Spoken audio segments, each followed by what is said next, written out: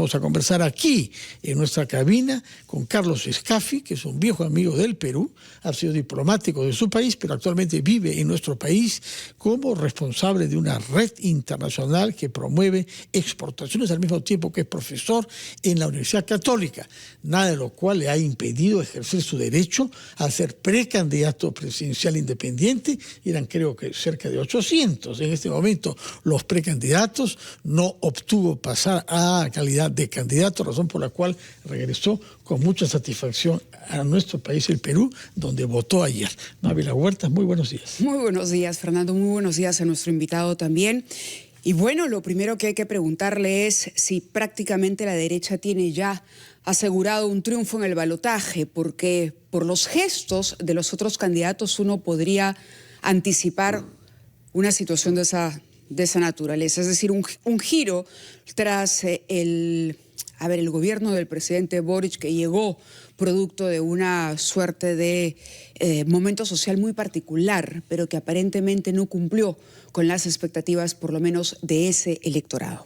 Pequeña precisión antes de que nos dé su respuesta el señor Escaffi. Estamos en contacto telefónico también, como debía ser, con Santiago, con la politóloga Lisa Zanotti, que es investigadora de la Universidad Central Europea. Ahora sí, señor Escaffi puede contestarle a Mávila Huertas.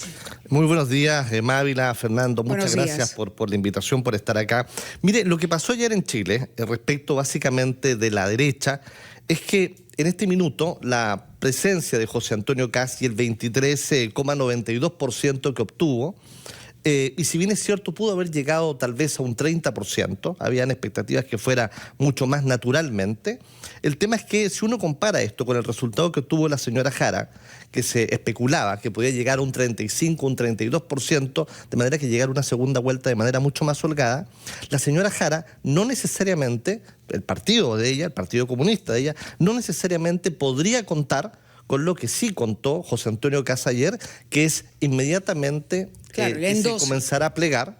La señora Evelyn Matei lo hizo de manera inmediata y era natural que también lo hiciera Johannes Kaiser. Por lo tanto, si uno comienza a sumar el porcentaje obtenido de ambos, 13% y 12%, podríamos estar muy cercanos ya al 50%. Pero, Mávila, usted sabe que en política cualquier cosa puede pasar, se pueden cometer errores.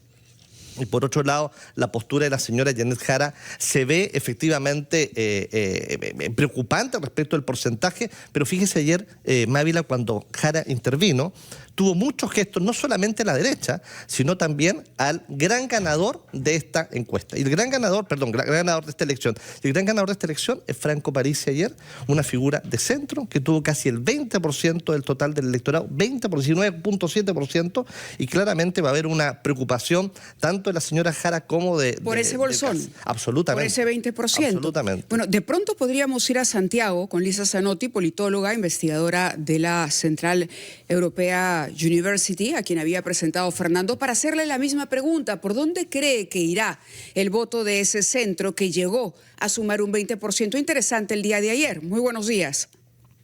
Buenos días, gracias por invitarme. Yo creo que el voto de Parisi es muy difícil, bueno, el candidato es muy difícil de ubicar en el eje derecha-izquierda. Es un candidato que socioeconómicamente apela más a valores de derecha, diría yo, pero tiene un fuerte discurso anti-establishment, ¿no? Que eso yo creo que ha movilizado de mayor manera sus electores. Claro, yo quisiera, Lisa, a propósito de lo que usted acaba de decir, esa es una palabra clave en todos los procesos electorales que estamos viendo en América Latina, ¿no? El contra-establishment. Hay un descontento aparentemente generalizado, o que compartimos muchos países, y digo compartimos porque aquí en el Perú también, ¿no? Un hartazgo realmente de lo que ha sido el sistema, que no ha podido contagiar a todos las mismas oportunidades de desarrollo, ni de salir adelante, ni de los beneficios, sumado a una serie de hechos de corrupción que se han ventilado también. La pregunta, antes de ir a la pausa, se la dejo formulada. ¿Qué tanto arraigo tiene todavía esa corriente anti-establishment? Porque por otro lado, hay un sector mucho más conservador que teme ese salto, ese gran cambio que de pronto se propuso en su momento con el momento constituyente en Chile, por ejemplo. Le dejo la pregunta formulada, vamos a la pausa, 8:16 y regresamos.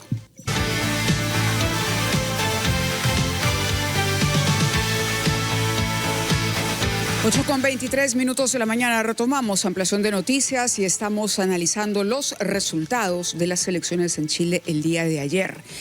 La candidata Jara y el candidato conservador Kast van al balotaje. Le habíamos dejado la pregunta hecha a la politóloga Lisa Zanotti, que nos atiende desde Santiago, sobre la posibilidad de que el voto más bien del tercer candidato, que tiene unos 20% y que no se identifica con ninguno de los dos, pueda de pronto apoyar a la candidata Jara, a pesar de que ha dicho que no endosará ningún voto, no se plegará, digamos, a ninguno de los dos candidatos, y más bien ha hecho un llamado a votar en blanco viciado, podríamos entenderlo así en términos del lenguaje electoral que utilizamos en Perú.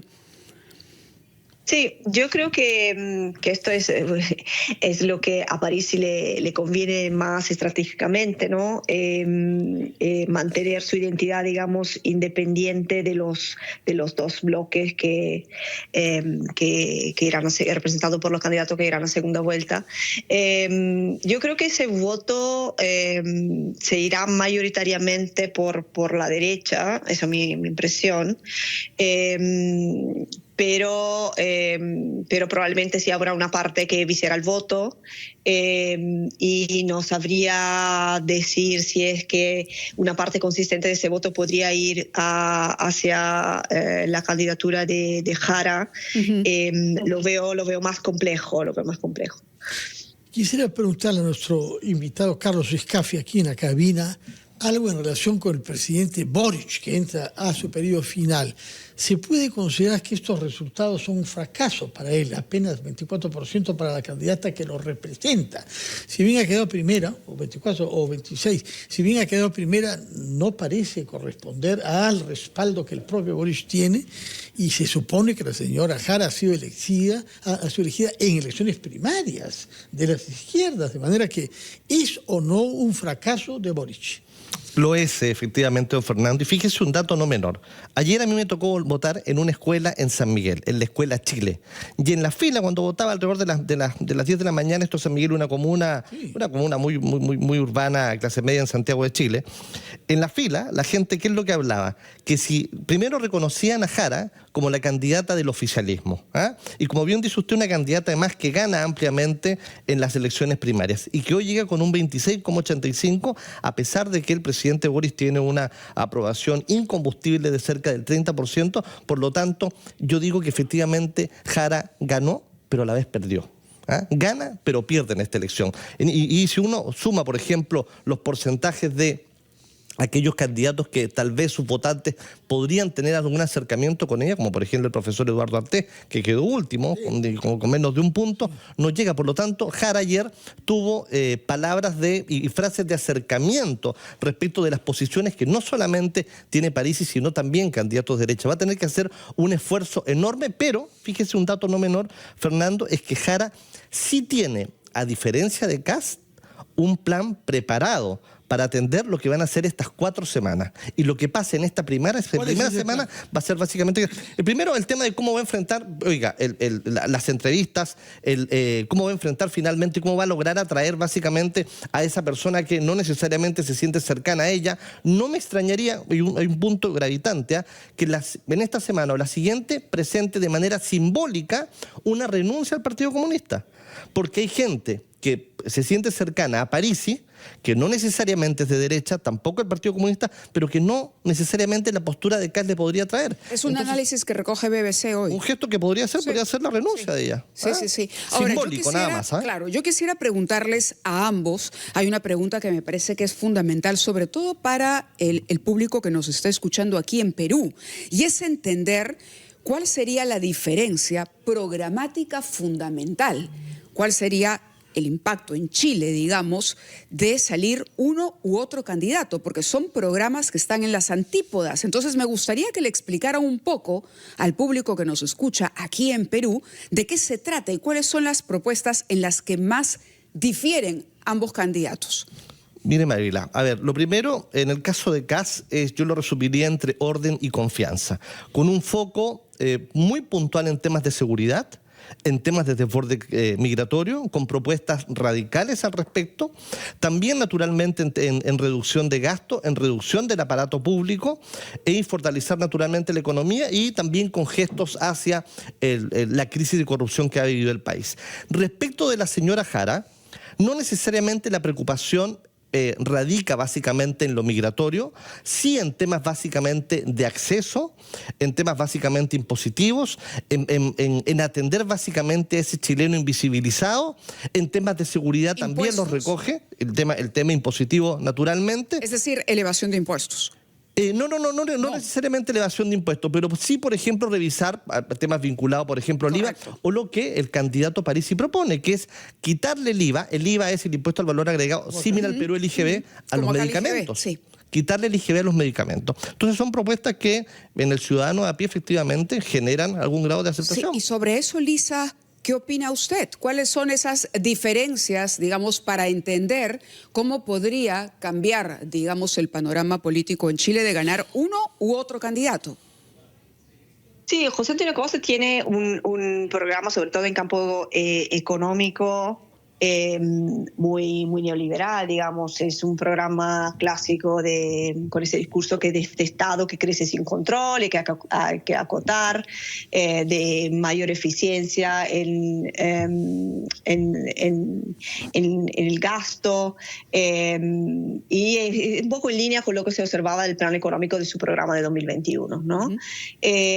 Pero, como lo decían anteriormente, los grandes focos del programa de José Antonio Cast y de su discurso también en estos 4 años han sido seguridad y seguridad pública y control de la inmigración, con ese discurso que es muy típico de la ultraderecha a nivel global, sobre todo en Europa, de vincular esto de la inmigración descontrolada con el aumento de la delincuencia, que después hemos visto que datos a la mano, esa correlación es un poco no es tal, digamos, pero el discurso un poco ese. Claro, los nuevos nacionalismos. Claro. Y por otro lado, el programa de Janet Jara, que va mucho de la mano con lo que han sido, o lo que había sido el programa del Frente Amplio y del Partido Comunista en la elección anterior. Es un programa que es, bueno, es en algunos puntos diametralmente opuestos. Ahora, hay bastante foco en lo que es seguridad, porque efectivamente es un tema que es la primera de las gran preocupaciones del electorado, y también en el programa de Janet Jara. Por lo que concierne Parisi, como lo decía antes, en términos económicos, tiene un programa que es más bien, digamos, yo lo ubicaría a la derecha. ¿En materia económica? Sí, pero tiene énfasis en materia económica. Sí, tiene una mirada, digamos, que se podía ubicar, digamos, a la derecha, pero en materia de gestión del Estado, por ejemplo, y en materia de salud, tiene una visión que es más bien tecnocrática, ¿no? Esta estrategia de priorización de autorizaciones sanitarias, de consulta médica grupales, de ficha clínica electrónica universal, es bien un programa que ve todas esas áreas como, digamos, sociales con una mirada tecnocrática. Algo que nos llama la atención en el Perú, desde luego, es el poco énfasis que se pone en materia económica. Y Chile tampoco está aprovechando de la misma manera que el Perú los elevados precios del cobre en los mercados internacionales. Es el primer exportador mundial de cobre y, sin embargo, su tasa de crecimiento es decepcionante. ¿Qué alternativas diferenciadas tienen frente a este tema los dos candidatos que han pasado a la segunda vuelta? Mire, Fernando, mira, ambos candidatos, la minería primero es reconocida como una de las principales actividades económicas de Chile y no necesariamente hay mayor discusión en uno de los sectores que le entrega mayor dinamismo a la economía chilena, que es el cobre. Hay discusiones particularmente vinculadas a la eficiencia que tiene naturalmente Codelco, a la participación que tienen operadores internacionales en el sector particularmente, pero no necesariamente, fíjese, don Fernando, respecto de lo que significa la propia actividad en cuanto a producción, a extracción. La discusión, ¿dónde está? En el sector minero, básicamente en el manejo de proveedores, en eficiencia, en materias vinculadas a salud en las mismas operaciones. Hace poco ocurrieron 6 fatales en una de las principales operaciones de Codelco, y eso genera preocupación, pero no necesariamente vinculada a la producción. Chile, como usted lo decía, es el principal productor de cobre mundial, y un dato no menor, fíjese usted, si juntamos la producción de Chile y Perú, tenemos el 40% de la producción mundial. Chile-Perú, 40% de la producción mundial de cobre. El sábado pasado conversamos con un colega de ustedes, politólogo peruano, que ha trabajado en Chile durante varios años, ahora está en Portugal, Carlos Meléndez, y le preguntamos justamente sobre Parisi, este personaje que era difícil comprender desde el Perú. Esto fue lo que nos contestó Carlos Meléndez el sábado pasado. Respecto a los candidatos marginales y al factor social, étnico y regional que es tan fuerte en el Perú y que pensábamos que se iba a expresar en Chile con el tema mapuche, ¿cómo compara usted esta temática social, étnico y regional entre Chile y Perú? Es importante la variación regional que ha aparecido recientemente en Chile en los últimos procesos electorales y que se asocia, y valga la redundancia para hablar de otros candidatos, del voto, del arrastre que puede tener candidatos independientes o anti-establishment como Franco Parisi. Franco Parisi ya ha sido candidato presidencial antes, él no se autodefine como un candidato de izquierda ni de derecha, sino más bien en contra precisamente de las coaliciones de estas opciones ideológicas, con un partido de impronta populista que es el Partido de la Gente, que en anteriores oportunidades ya ha sacado un voto no menor, un voto de 12-13%, que podría ser una sorpresa de colarse como tercero en este proceso electoral. Y este candidato tiene una votación relativamente importante, a diferencia del resto del país, en el norte chileno, es decir, en las fronteras, en las zonas de frontera, en las regiones cercanas a los límites con Perú y los... Bueno, ahí está la respuesta de Carlos Meléndez y en efecto ha sacado 18% esta vez. 19.7, es decir, acercándose, acaso hubiera podido pasar con poca suerte a la segunda vuelta. Sí, bueno, nosotros les agradecemos a ustedes y vamos a estar atentos y seguramente conversaremos antes del balotaje para ver cuáles son los pronósticos y cómo se movieron, si se movieron esas agujas o las intenciones de voto que hay en